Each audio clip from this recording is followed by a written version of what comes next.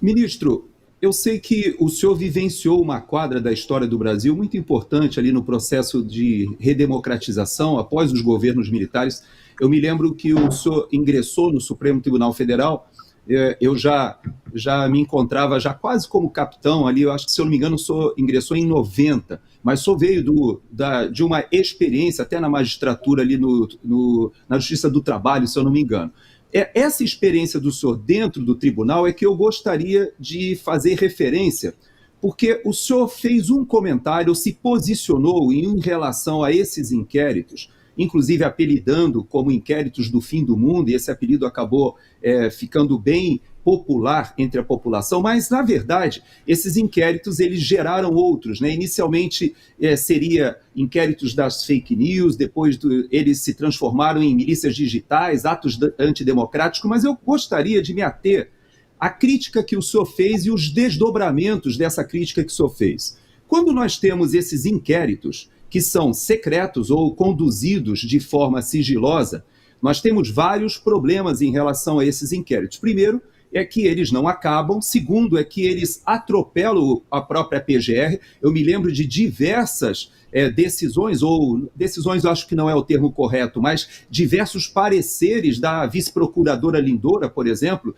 todos falando sobre a soltura, falando sobre arbitrariedades, indicando, inclusive, o caminho correto a se adotar, e, no entanto, foram completamente desprezados.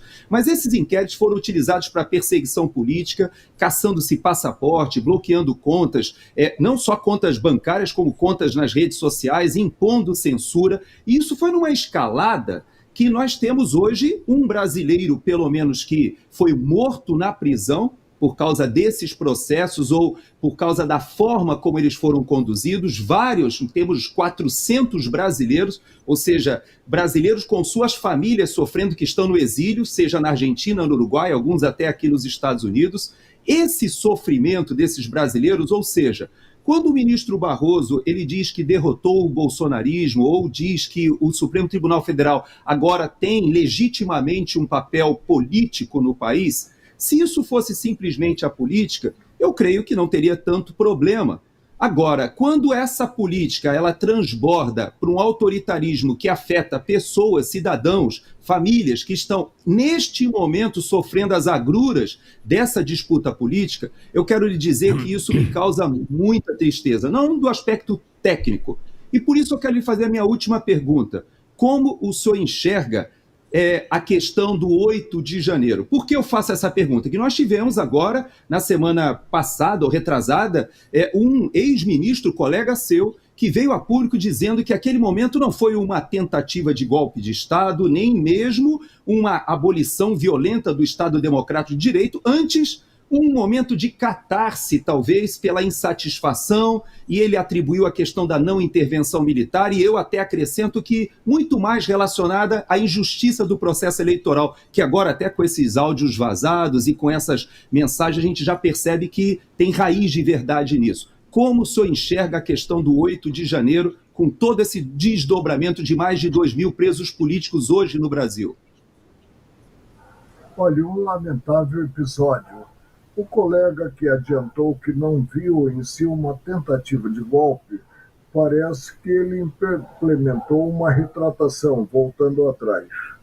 A coisa que começa errada tende a terminar errada. Eu não percebi, não concebi como o comandante do Exército admitiu acampamento em área militar.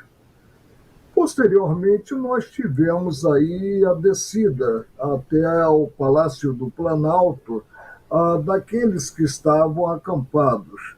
Em meio àqueles que estavam acampados havia arruaceiros e houve o quebra-quebra.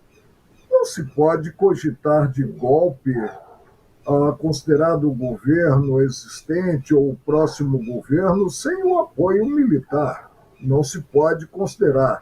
Eu vi 8 de janeiro com uma desordem generalizada e a ausência daquele que tinha que estar presente, o Estado, mediante principalmente as forças repressivas, que são as forças militares.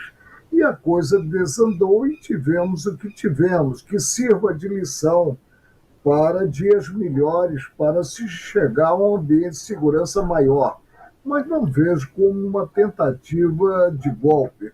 Faço minhas as palavras do colega que se retratou. Agora que o episódio foi lamentável, foi. Mas não há como também o Supremo se arvorar em órgão competente para julgar cidadãos comuns. Possíveis inquéritos deveriam estar na pedreira da magistratura, que é a primeira instância, com direito a recursos, e não no Supremo, muito menos, tendo-se a concentração em termos de relatoria na figura que vem pagando um preço incrível. Eu não sei como os filhos estão no exterior, mas a mulher ainda está no Brasil, como convivem, né? Pagando um preço incrível por ser relator desses inúmeros casos. Quanto ao inquérito que eu rotulei como do fim do mundo, ele foi instaurado pela própria vítima, um erro do presidente à época.